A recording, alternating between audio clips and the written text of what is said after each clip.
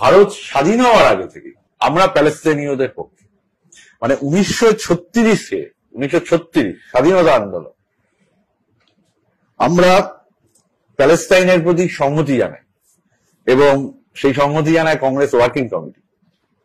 এবং 27শে সেপ্টেম্বর প্যালেস্তিনীয় দিবস পালিত হয় 1936। 1937 কংগ্রেসের ওয়ার্কিং কমিটির অধিবেশন।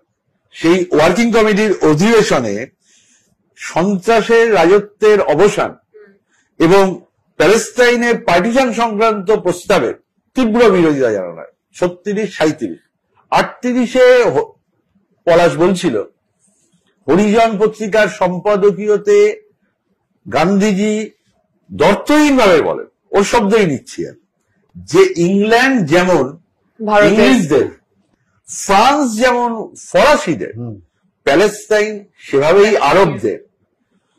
সে কারণে আরবদের ওপর ইহুদিদের চাপিয়ে দেওয়া ভুল ও অমানবিক।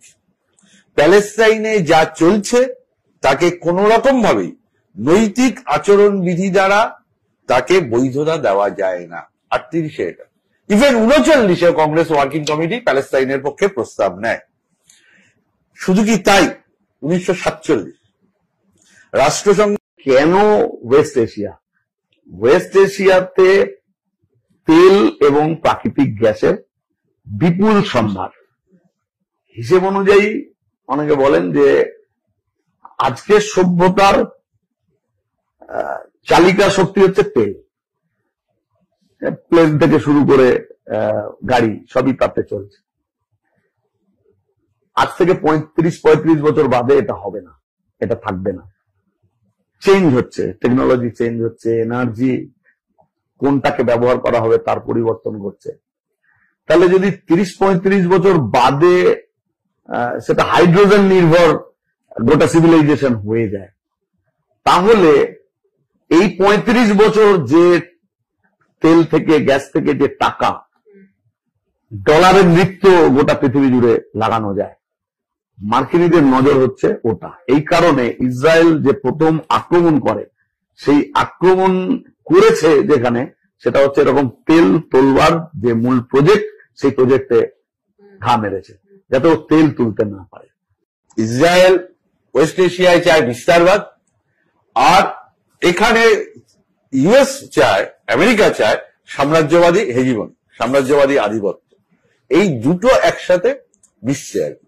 ফলে এইটা ওরা চাইছে। পাশে যদি, পলাশ বলল, পাশে যদি আমেরিকা না থাকতো, মানে দ্বিতীয় বিশ্বযুদ্ধের পর থেকে ইসরায়েলই একমাত্র দেশ যাকে আমেরিকা সবচেয়ে বেশি আর্থিক সহায়তা দিয়েছে, এবং এই পরিমাণটা তোমার $12,400 কোটি। $12,400 কোটি মানে ভারতের টাকায় আজকে যদি তুমি ডলারের হিসেব দেখো, ওই 86 টাকার এদিক ওদিক, তাহলে 10,66,000 কোটি টাকা, 10,66,000 কোটি টাকা।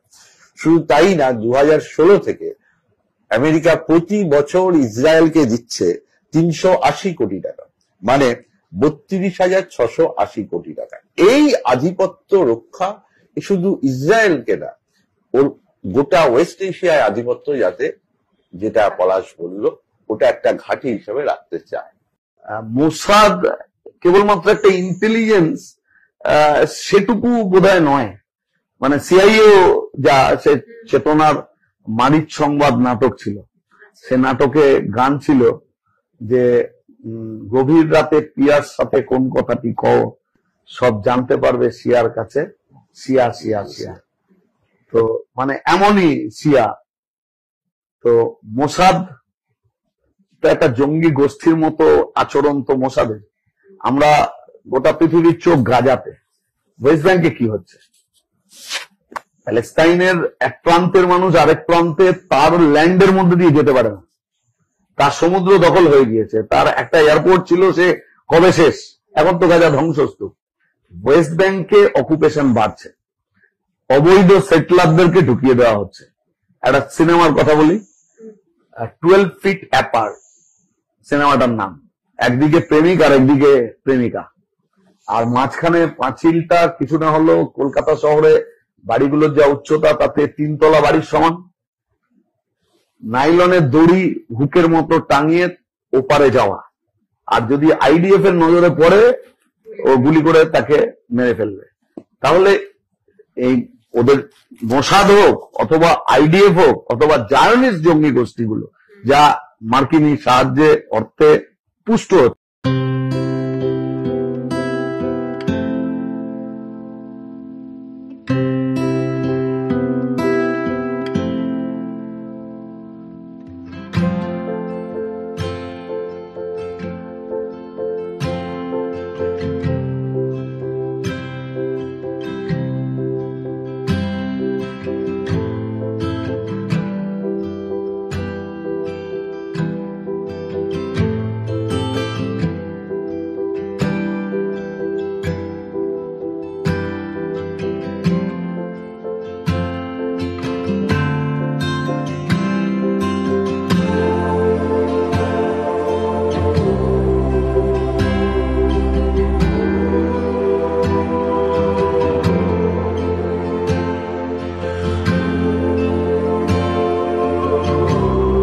মোসাদ কেবলমাত্র একটা ইন্টেলিজেন্স সেটুকু বোধহয় নয়।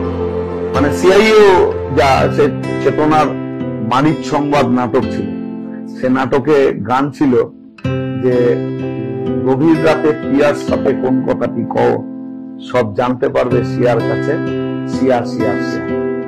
তো মানে এমনই সিয়া। তো মোসাদ একটা জঙ্গি গোষ্ঠীর মতো আচরণ তো মোসাদ। আমরা গোটা পৃথিবীর চোখ গাজাতে, ওয়েস্ট ব্যাংকে কি হচ্ছে, প্যালেস্টাইনের এক প্রান্তের মানুষ আরেক প্রান্তে তার ল্যান্ডের মধ্যে দিয়ে যেতে পারে, তার সমুদ্র দখল হয়ে গিয়েছে, তার একটা এয়ারপোর্ট ছিল সে কবে শেষ, এখন তো গাজা ধ্বংস হচ্ছে।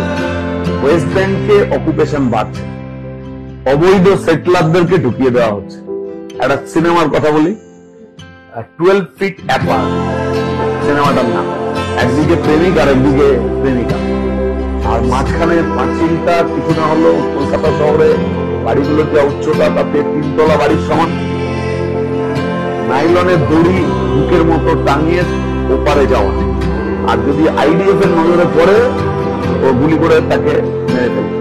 তাহলে এই ওদের মোসাদ হোক অথবা আইডিএফ হোক অথবা জায়নিস্ট জঙ্গি গোষ্ঠীগুলো যা মার্কিনী সাহায্যে অর্থে পুষ্ট হচ্ছে,